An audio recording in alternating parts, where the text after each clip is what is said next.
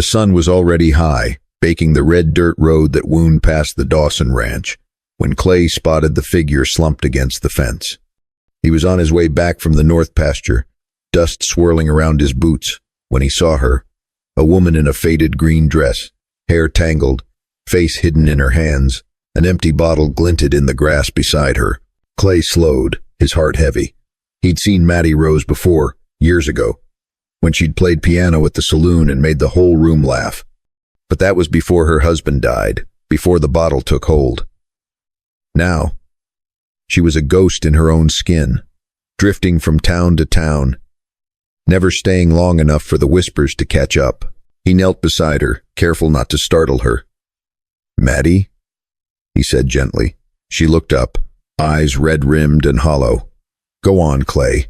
I don't need your pity." He shook his head, settling in the dust beside her. "Ain't pity. Just a neighbor checking on another." She tried to stand, but her legs buckled.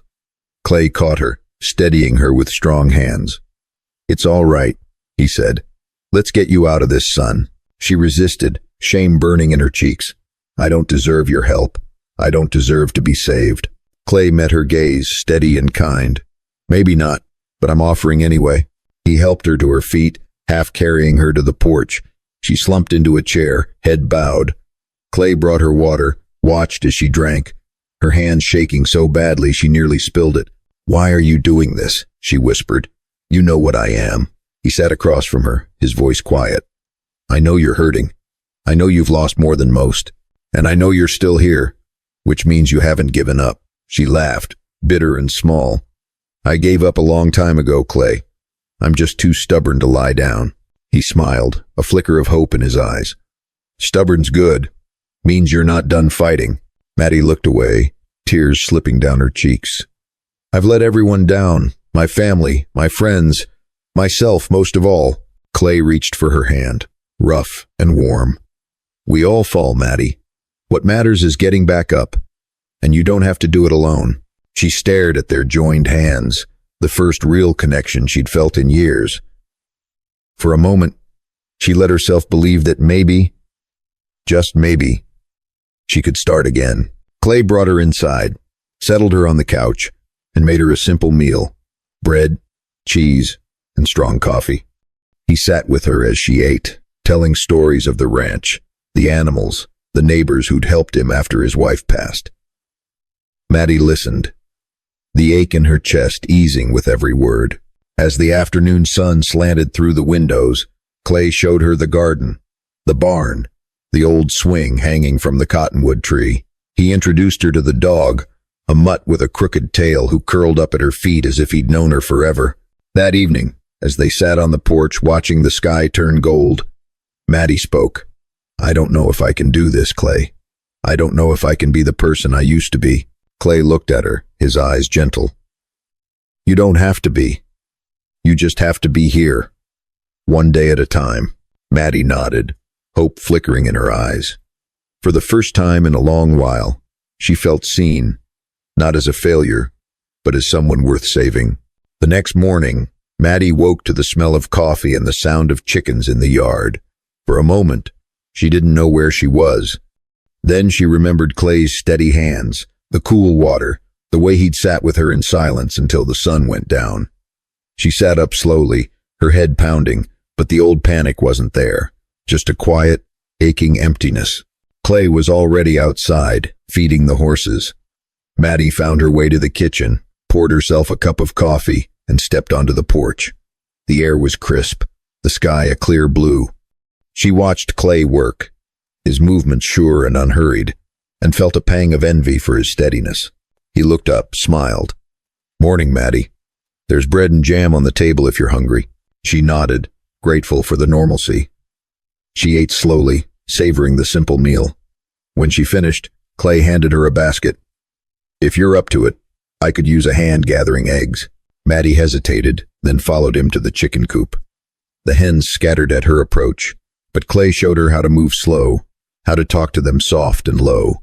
She laughed when one pecked at her boot, the sound surprising both of them. They spent the morning working side by side, feeding animals, mending a fence, pulling weeds in the garden.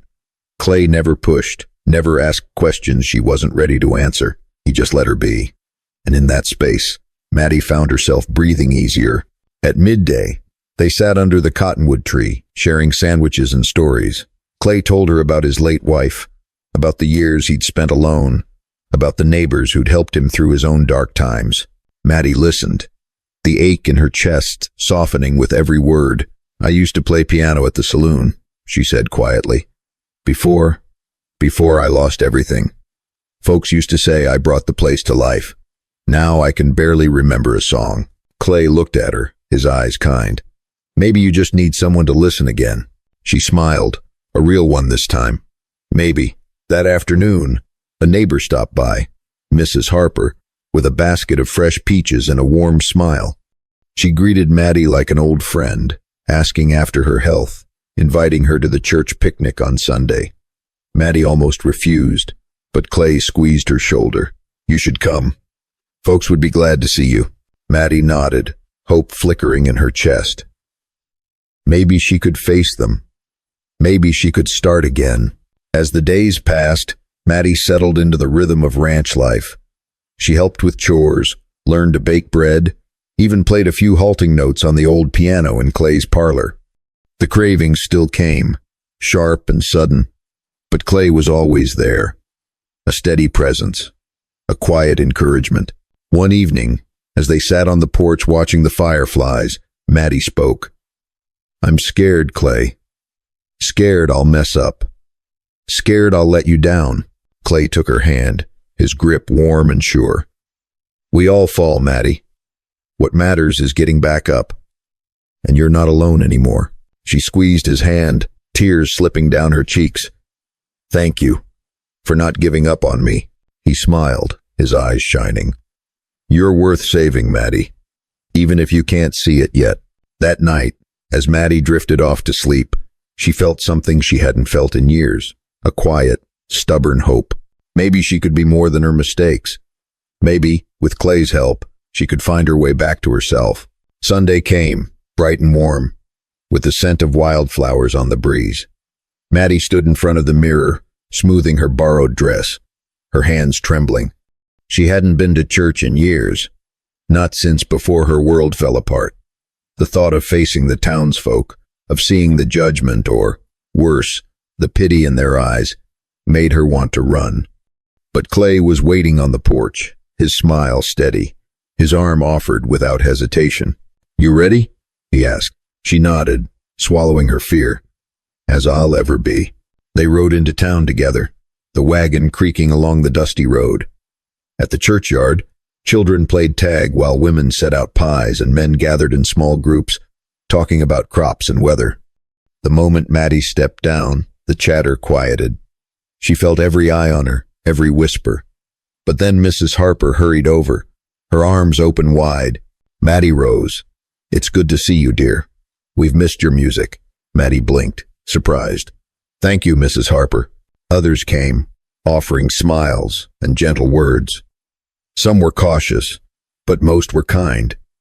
Clay stayed by her side, introducing her to those she didn't know, never letting her feel alone.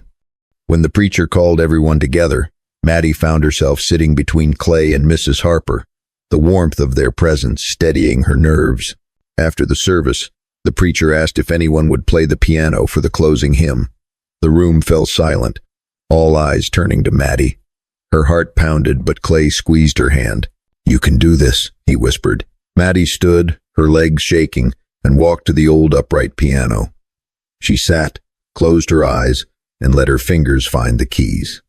The first notes were hesitant, but as the melody grew, so did her confidence. By the time the hymn ended, the whole congregation was singing, voices rising in harmony. When the last note faded, the room erupted in applause. Mattie looked up, tears streaming down her face, not from shame but from joy. She saw pride in Clay's eyes, and something else, love, steady and true. That afternoon, as the picnic wound down, Mattie found herself surrounded by neighbors, some asking her to play again, others inviting her to supper or offering to help with chores. For the first time in years, she felt like she belonged. Back at the ranch, Clay and Mattie sat on the porch, watching the sun dip below the hills. The air was sweet with the scent of honeysuckle, the sky painted in gold and lavender. "I never thought I'd have this again," Mattie said softly. "A home, friends, a reason to hope." Clay took her hand, his voice gentle. "You built this, Mattie. You chose to stay, to fight. I just gave you a place to start." She smiled, her heart full. "I want to stay, Clay. If you'll have me." He grinned, his eyes shining. "I was hoping you'd say that." The days that followed were filled with laughter and music. Mattie played the piano every evening, her songs drifting out over the fields. She helped Clay with the ranch, learned to ride, and even taught the neighbor children to sing. The cravings faded, replaced by purpose and belonging. One evening, as the stars blinked to life, Mattie leaned against Clay, her voice content. "Thank you for saving me, for seeing me when I couldn't see myself." Clay kissed her forehead, his heart overflowing. "You saved yourself, Mattie. I just stood by you." And as the prairie night wrapped them in its gentle embrace, Mattie Rose knew she was finally home, healed, whole, and loved, just as she was.